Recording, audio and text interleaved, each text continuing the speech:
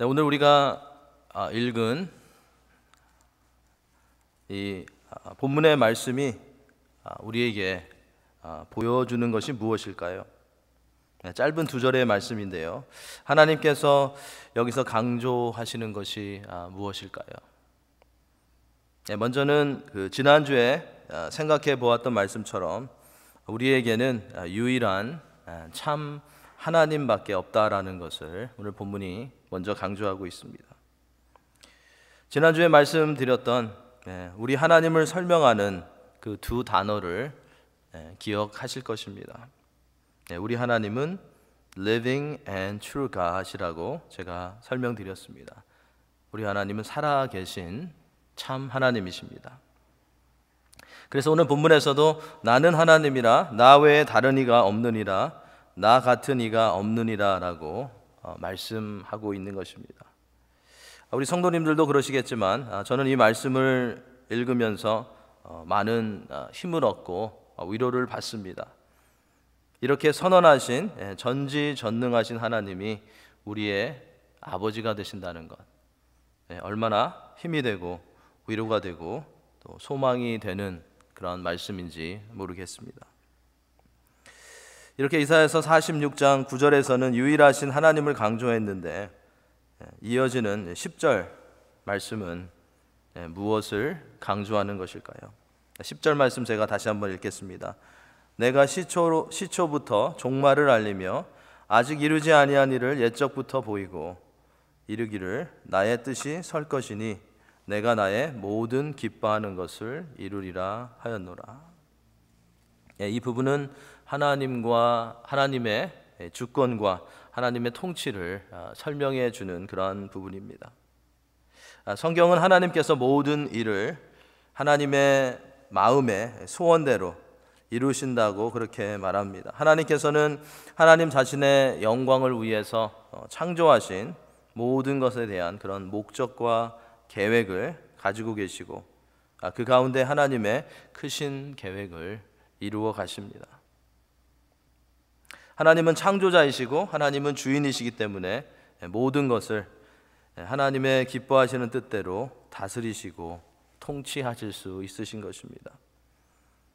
로마서에 나오는 말씀들이 이것을 잘 보여주고 있습니다. 로마서 11장 36절 말씀 제가 읽겠습니다. 이는 만물이 주에게서 나오고 주로 말미암고 주에게로 돌아갑니다.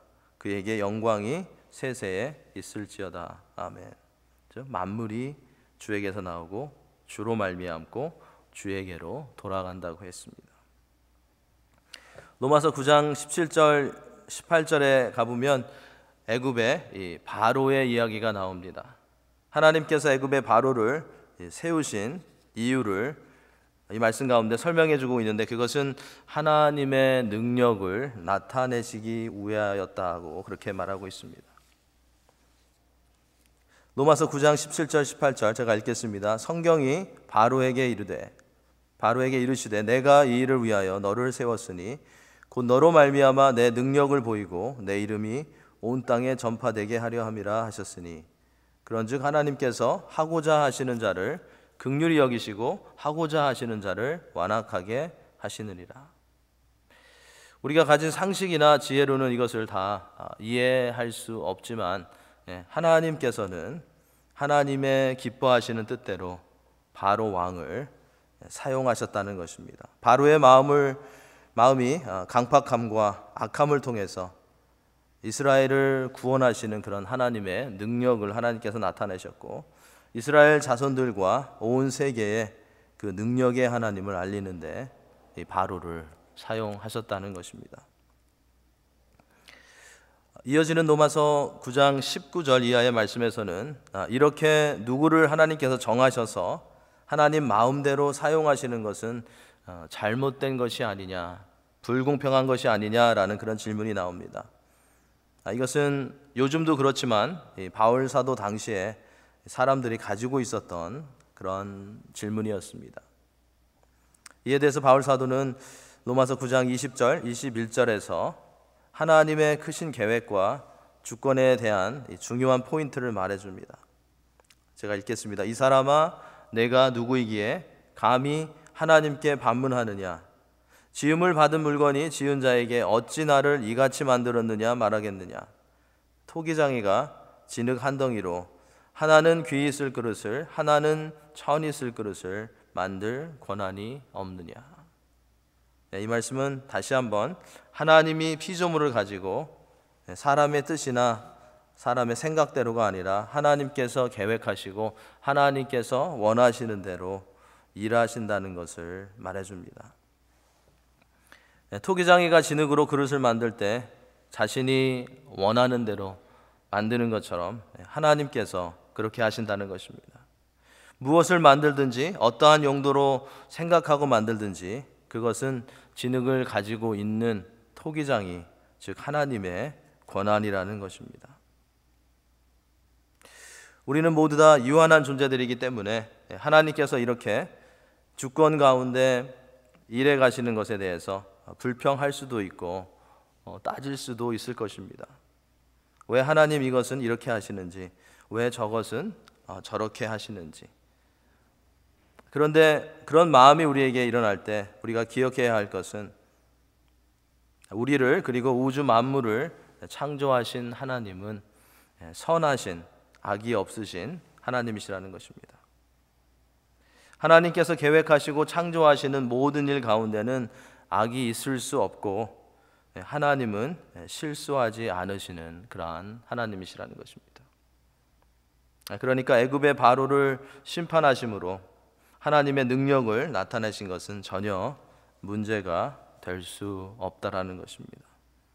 전혀 우리가 불평할 수 있는 그런 부분이 아니라는 것입니다.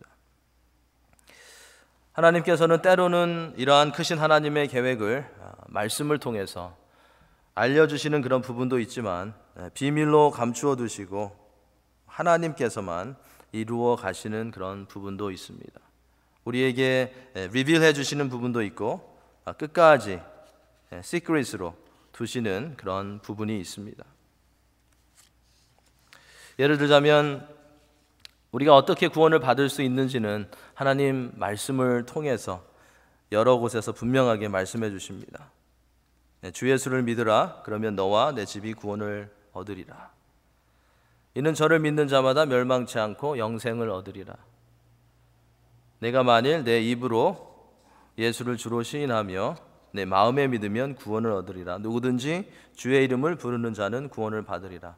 분명하게 하나님께서는 예수님만을 통해서 구원을 받을 수 있다는 것을 성경을 통해서 말씀해 주십니다. 그런데 구원으로 이끄는 말씀이 각자에게 어떻게 이루어질 것인지, 언제 이루어질 것인지는 하나님께서 감추어 놓으신 비밀입니다. 그래서 우리가 하나님께서 우리에게 계시해 주신, 보여주신 하나님의 말씀을 읽고 배우고 순종해야 하지만 약속하신 말씀을 하나님께서 이루시는 그 디테일한 그런 부분들은 우리가 원하는 방법이 아닐 수도 있기 때문에 우리는 하나님의 주권과 하나님의 선하신 뜻을 인정하면서 항상 나아가야 할 것입니다.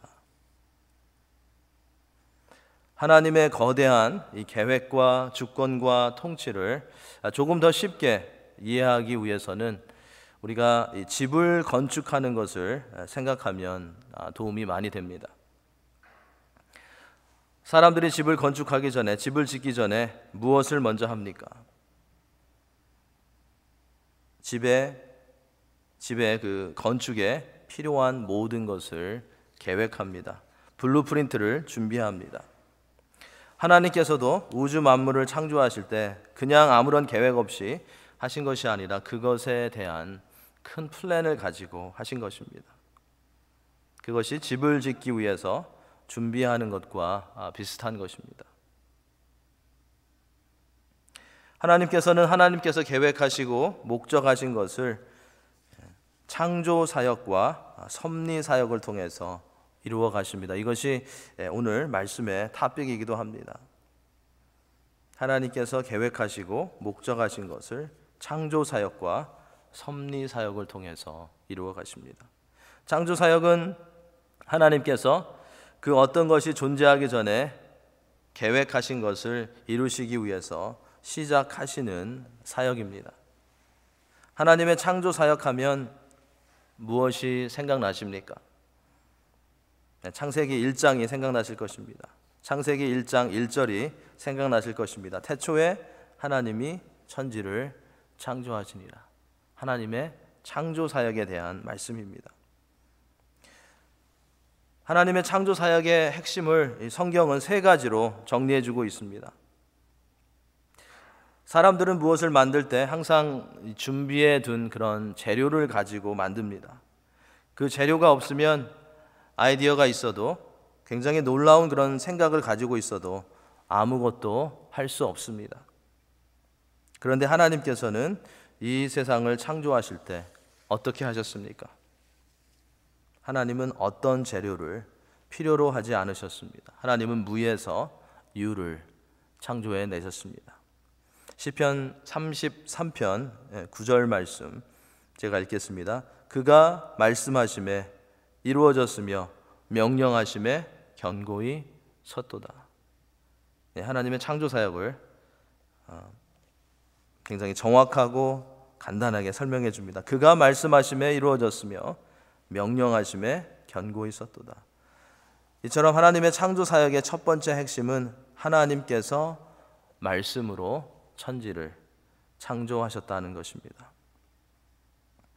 하나님의 창조 사역의 두 번째 핵심은 하나님께서는 시간에 제한을 받지 않으시고 우주 만물을 창조하셨다는 것입니다. 창세기 1장에서는 하나님께서 먼저 틀을 만드셨습니다. 하늘을 만드시고 땅과 바다를 나누셨습니다. 큰 프레임을 만드신 것입니다. 그리고 그 안에 물고기와 새와 육지의 동물들을 채워 넣으셨습니다. 하나님께서는 이 창조의 역사를 6일 동안 하셨지만 하나님이 원하신다면 6일이 아니라 6시간에도 가능할 것이고 6분 안에도 이것이 가능할 것입니다. 진화론은 아주 긴 시간을 통해서 모든 것이 생겨났다고 하지만 성경의 하나님은 모든 것을 창조하시는데 전혀 시간에 제한을 받지 않으시는 그런 능력의 하나님이십니다. 성경이 말씀하는 창조 사역의 세 번째 핵심은 하나님께서 창조하신 모든 것은 선하다는 것입니다. 창세기 1장 31절 말씀입니다. 하나님께서 지으신 그 모든 것을 보시기에 심히 좋았더라. 여섯째 날 하신 말씀입니다. 하나님께서 지으신 그 모든 것을 보시기에 심히 좋았더라. 이 말씀은 악의 근원이 하나님께 있지 않다라는 것을 말해주는 그런 말씀입니다. 악의 근원이 하나님께서 창조하신 어떤 것에 있는 것이 아니라 그것을 사용하는 존재에 있다라는 것을 말해주는 것입니다. 하나님께서는 하나님의 크신 계획과 목적을 이러한 창조 사역을 통해서 시작하신 것입니다. 하나님께서는 하나님의 크신 계획과 목적을 창조 사역을 통해서 시작하시고 이제 창조된 것을 하나님의 섭리 사역을 통해서 이끌어 가십니다.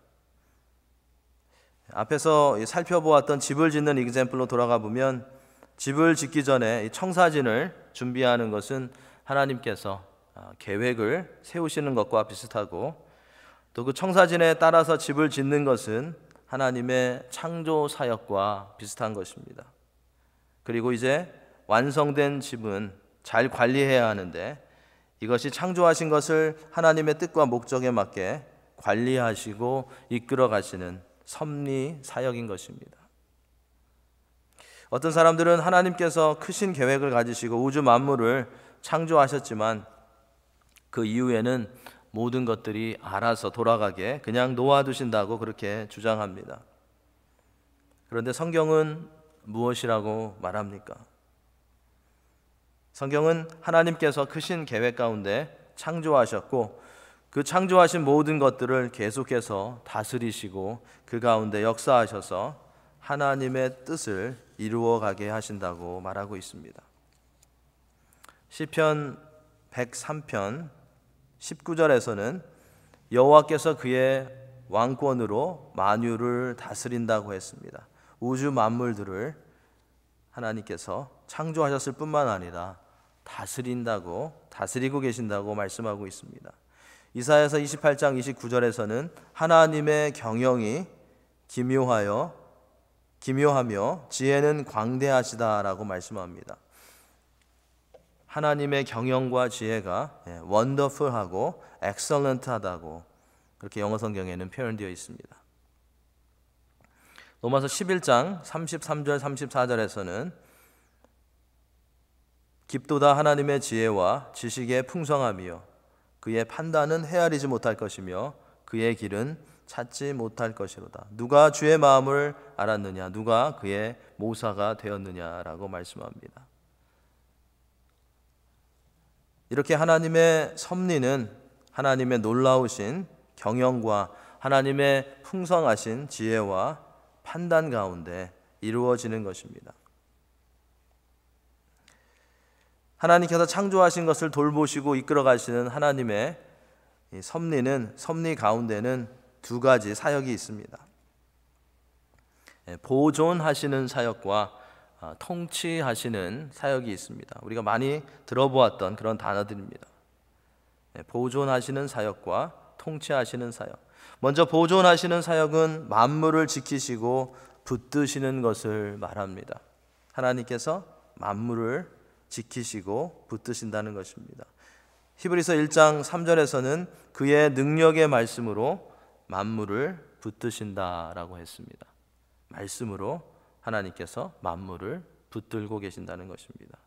사도행전 17장 28절에서는 우리가 그를 힘입어 살며 기도하며 존재하느니라 라고 말씀하고 있고요.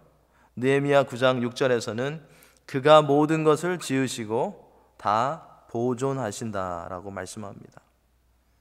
그리고 골로새서 1장 17절에서는 만물이 그 안에 함께 섰느니라 라고 말씀하고 있습니다. 이처럼 하나님께서 만물을 견고하게 붙잡고 계시기 때문에 만물이 존재하는 것입니다. 그렇지 않으면 모든 만물은 즉시 사라져버리고 말 것입니다. 예수님께서는 마태복음 10장 29절에서 참새 이야기를 하셨습니다. 참새 한 마리도 아버지께서 허락하지 아니하시면 땅에 떨어지지 않는다고 말씀하셨습니다. 이것이 하나님의 보존하시는 그런 사역입니다. 하나님의 섭리에는 보존하시는 사역뿐만 아니라 통치하시는 사역도 있습니다. 시편 91편 7절에 보면 이런 말씀이 있습니다. 천인이 내 곁에서 만인이 내 우편에서 엎드러지나 이 재앙이 내게 가까이 못하리로다. 이 말씀은 큰 것에서부터 작은 것에 이르기까지 모든 피조물과 사물을 하나님께서 통치하신다라는 것을 말해주고 있습니다. 이것은 누구도 전쟁이나 징벌이나 싸움에서 쓰러지지 않는다라는 것을 말하는 것이 아니라 하나님이 기뻐하시면 당신의 종이 안전하도록 그 상황에서 일어나는 모든 일을 하나님께서 통제하시고 통치하실 수 있다라는 것을 보여주시는 그런 말씀입니다. 애굽에서 하나님께서는 애굽 진영과 이스라엘 진영을 나누어서 재앙을 내리시면서 통치하셨던 것을 생각하면 이 통치하시는 사역에 대해서 우리가 조금 더 이해할 수 있을 것입니다. 이러한 하나님의 통치하심이 있음을 우리가 알기에 하나님의 백성들은 위험한 상황에서도 두려움에 눌리는 것이 아니라 주님의 평강을 계속해서 누릴 수 있는 것입니다. 시편 46편 1절에서 3절 말씀이 이것을 선포하고 있습니다. 하나님은 우리의 피난처시요 힘이시니 환난 중에 만날 큰 도움이시라.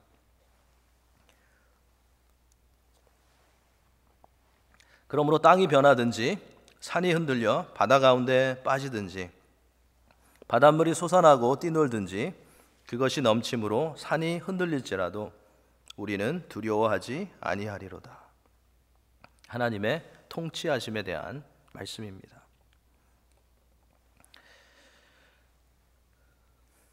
하나님께서는 자연과 세상 나라들도 통치하십니다. 만물이 우연히 존재하는 것처럼 보이고 나라들이 알아서 일어서고 무너지는 것처럼 보이지만 그 모든 것 가운데는 하나님의 통치하심이 있습니다. 자연을 통치하시는 하나님을 증거하는 대표적인 말씀은 우리가 시편 104편 그리고 욥기 37장에서 찾아볼 수가 있습니다. 시편 104편 14절 말씀 보면 그가 가축을 위한 풀과 사람을 위한 채소를 자라게 하시며 땅에서 먹을 것이 나게 하신다고 말씀하고 있습니다. 가축을 위한 풀과 사람을 위한 채소를 하나님께서 자라게 하신다는 것입니다. 욥기 37장 10절 말씀에 가보면 하나님의 입김이 얼음을 얼게 하고 물의 넓이를 줄어들게 하느니라. 또한 그는 구름에 습기를 실으시고 그의 번개로 구름을 흩어지게 하시느니라 라고 말씀하고 있습니다. 땅에 나는 풀과 채소를 하나님께서 통치하시고 자라나게 하시고 바람과 어떤 얼음과 구름의 습기와 그런 모든 것들도 하나님께서 통치하신다는 그런 말씀입니다. 세상 나라들 가운데서도 많은 일들이 일어나는 것을 우리는 보게 됩니다. 사람들은 전쟁이 갑작스럽게 일어나고 생각하지 못했던 사건들이 세계 가운데 일어난다고 생각하지만 성경에서는 분명히 지존하신 하나님이 세상의 나라들을 통치하신다라고 말씀하고 있습니다. 세계 가운데 일어나는 모든 일이 우연히 되는 것이 아니라는 그런 말씀입니다. 다니엘서 4장 25절 말씀 보면 지극히 높으신 이가 사람의 나라를 다스리시며 자기의 뜻대로 그것을 누구에게든지 주실 수 있다는 말씀이 나옵니다. 사람의 나라를 다스리신다고 하나님의 뜻대로 그것을 누구에게 주실 수 있다고 말씀합니다. 다니엘서 2장 21절에서는 그는 때와 계절을 바꾸시며 왕들을 패하시고 왕들을 세우시며 지혜자에게 지혜를 주시고 총명한 자에게 지혜를 주신다고 했습니다. 때와 계절을 바꾸시고 왕들을 세우시고 왕들을 패하게 하실 수 있다는 것입니다. 사도행전 17장 26절에 가보면 인류의 모든 족속을 한 혈통으로 만드사 온 땅에 살게 하시고 그들의 연대를 정하시며 거주의 경계를 한정하셨다라고 말씀합니다. 세상 나라들 가운데 하나님께서 이렇게 세밀하게 역사하고 계시다는 것입니다. 하나님께서는 각 개인과 사람의 행동도 통치하신다고 성경은 말합니다. 사무엘상 2장 6절 이하의 말씀을 보면 이런 말씀이 있습니다. 여호와는 죽이기도 하시고 살리기도 하시며 수월에 내리게도 하시고 거기에서 올리기도 하시는도다. 여호와는 가난하게도 하시고 부하게도 하시며 낮추기도 하시고 높이기도 하시는도다. 가난한 자를 진토에서 일으키시며 빈궁한 자를 거름더미에서 올리사 귀족들과 함께 앉게 하시며 영광의 자리를 차지하게 하시는도다. 땅의 기둥들은 여호와의 것이라. 여호와께서 세계를 그들 위에 세우셨도다. 이처럼 자연이든지 세상 나라들이든지 개인이든지 피조물이든지 이 모든 것은 하나님의 섭리에 의해서 하나님의 보존과 통치에 의해서 존재한다는 것입니다.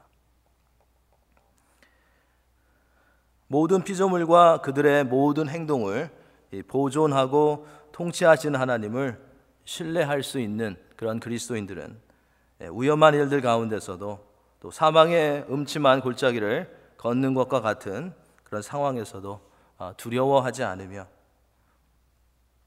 그러한 공포들을 믿음으로 이겨낼 수 있는 것입니다.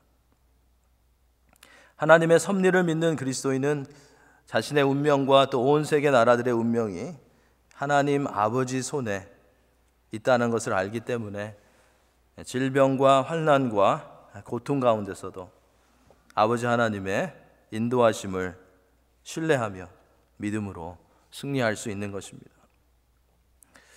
이 주일학교에서 어린 학생들이 부르는 찬양 중에 하나가 있습니다. 굉장히 클래식한 주일학교 찬양이어서 아마 많은 분들이 아실 것입니다.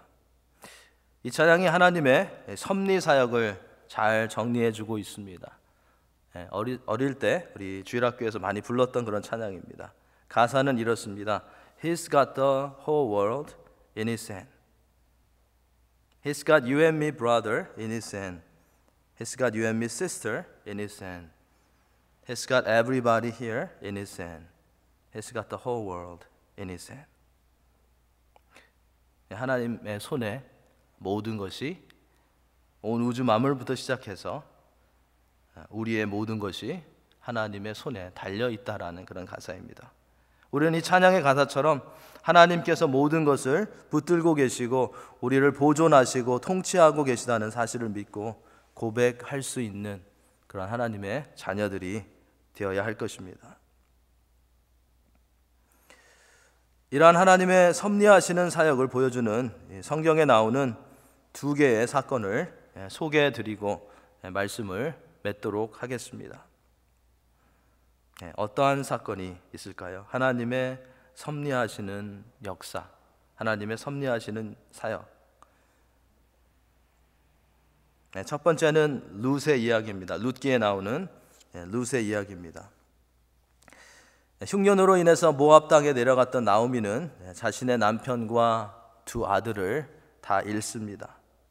그리고 며느리가 된 이 룻이라는 모압 여인과 유대 땅으로 돌아오게 됩니다.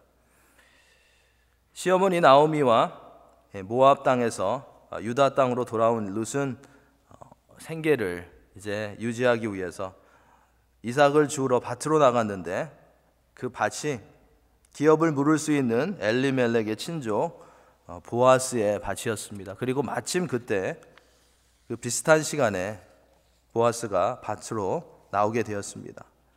룻을 만나게 되고 그리고 알아가는 가운데 보아스가 룻을 자기의 아내로 맞이하게 됩니다.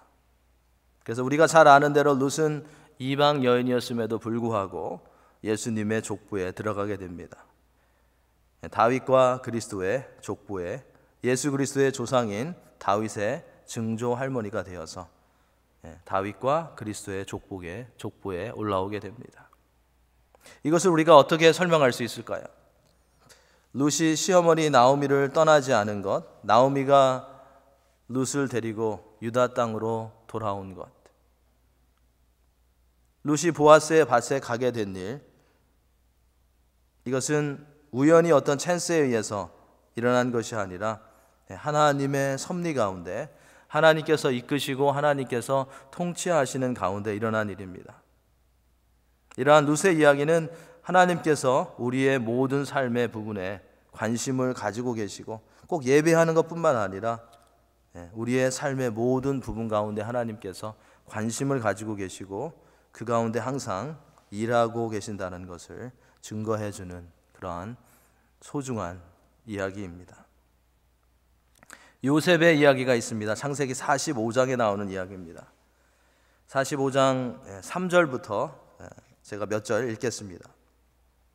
요셉이 그 형들에게 이르되 나는 요셉이라 내 아버지께서 아직 살아계시니까 형들이 그 앞에서 놀라서 대답하지 못하더라. 요셉이 형들에게 이르되 내게로 가까이 오소서.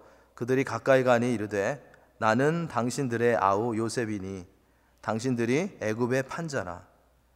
당신들이 나를 이곳에 팔았다고 해서 근심하지 마소서. 한탄하지 마소서. 하나님이 생명을 구원하시려고 나를 당신들보다 먼저 보내셨나이다. 하나님이 큰 구원으로 당신들의 생명을 보존하고 당신들의 후손을 세상에 두시려고 나를 당신들보다 먼저 보내셨나니 그런즉 나를 이리로 보낸 이는 당신들이 아니요 하나님이시라.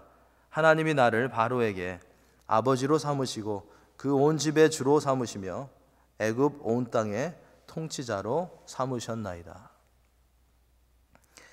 요셉은 창세기 45장에서 양식을 구하기 위해서 온 자신의 형제들에게 애굽의 총리가 되어 있는 자신의 정체를 밝힙니다.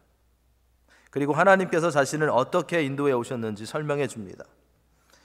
요셉은 형제들에게 미움을 받아서 애굽으로 팔려와서 종으로 일했고 또 억울하게 감옥에도 갔지만 그 모든 것들은 자신의 가족을 보존하고 이스라엘 민족을 보호하기 위한 하나님께서 이끌어 주신 것이었음을 말해줍니다.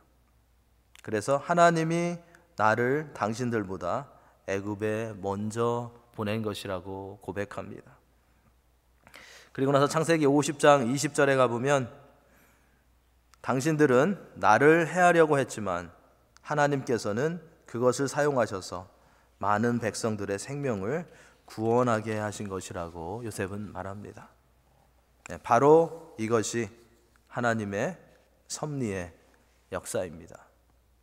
하나님께서는 하나님의 크신 계획을 이루시기 위해서 요셉을 보존하시고 그의 삶 가운데 일어나는 사건들을 통치하셨던 것입니다.